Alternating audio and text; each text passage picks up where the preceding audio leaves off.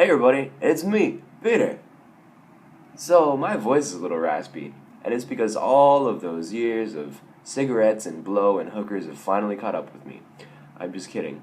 I don't smoke often, and I certainly haven't done any cigarettes or hookers or blow, as far as I remember. Pretty sure. Wait, I said cigarettes. I don't know. Anyways, since my voice is raspy, and since it is April the 1st, I figured I'd tell you some of the worst things that I've done as April Fool's pranks. Okay, because I have no shame and I'm a terrible, terrible human being deep down, I think. So let's just start from the top. In my junior year of high school, for April Fool's Day, I decided to get this crazy idea to forge an acceptance letter from this top tier university. You may have heard of it. It's called Stanford. And so I went to school and I was taking this advanced multimedia class. So I asked my teacher, "Hey, Mr. Wilson, can I spend the day making a fake acceptance letter from Stanford so I can prank my dad?" And he was like, "Yeah, sure." So I did.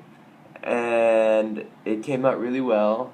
And I got my teacher to sign it and pretend to be an admissions officer from Stanford. And then I printed it on some letterhead, some really fancy letterhead that I made up. And then, what else did I do? And then I printed up the envelope. And then I went home and I was like, Dad, I just got a letter from Stanford." And so he looks at it.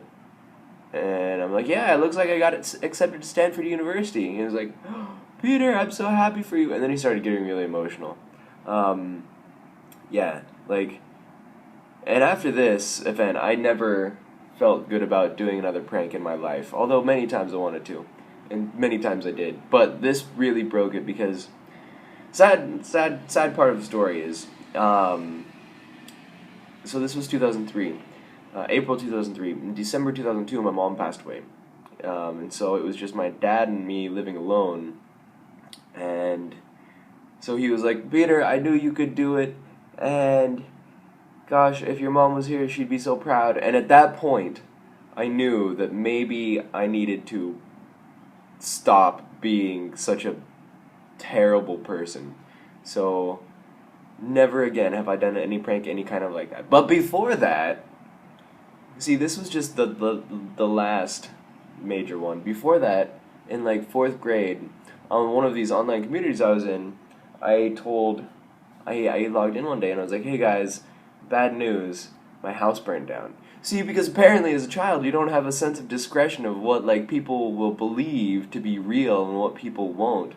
And apparently everybody thought I was serious because then they started like saving me money. And then I realized something was terribly wrong, and so I confessed to all of them. I was like, "I'm just kidding, guys. My house didn't burn down. Please don't send me money." And also, this worked when I went to school, like the next day.